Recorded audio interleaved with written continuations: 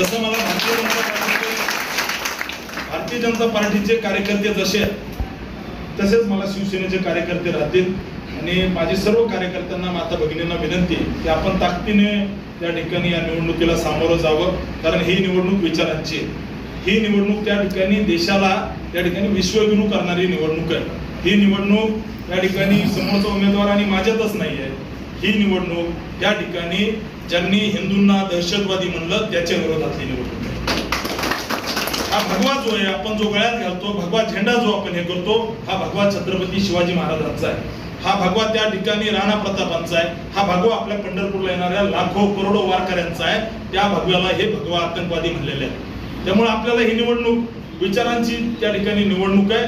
आपल्या सगळ्यांना सांगतो की मोठ्या प्रमाणामध्ये समोरच्या ताकदीचा त्या ठिकाणी ख्रिश्चन मशिनरीना पाठबळ आहे.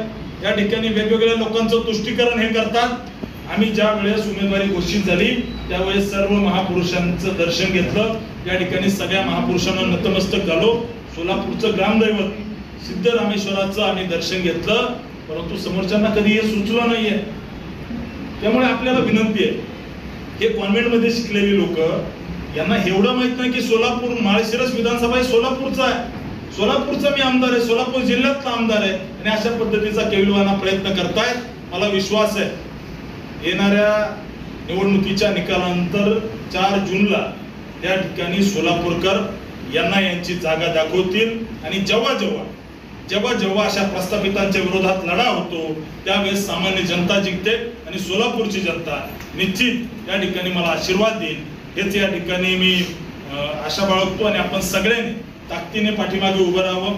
बापू आपली मोठी युवकांची शक्ती आहे आणि आपलं म्हणजे आपले पैलवान मित्र किंवा एकंदरीतच आपल्या सर्कल मधील सर्वजण सांगतात. मला कालपासून बापू फार जणांचे फोन आले की आपण भेटावं आणि जे महेश शिंगळे असतील किंवा आमच्या त्या भागातल्या सगळ्या कार्यकर्त्यांचे फोन आले, पैलवान मित्रांचे आपले फोन आले की एक मोठी ताकद बापूची आहे.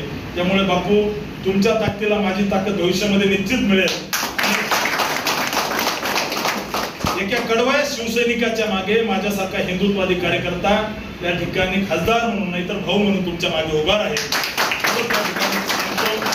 आपण मला बोलवलं, मान सन्मान दिला, सत्कार केला त्याबद्दल आपल्या सगळ्यांचे खूप खूप धन्यवाद व्यक्त करतो. जय हिंद, जय महाराज, जय भारत.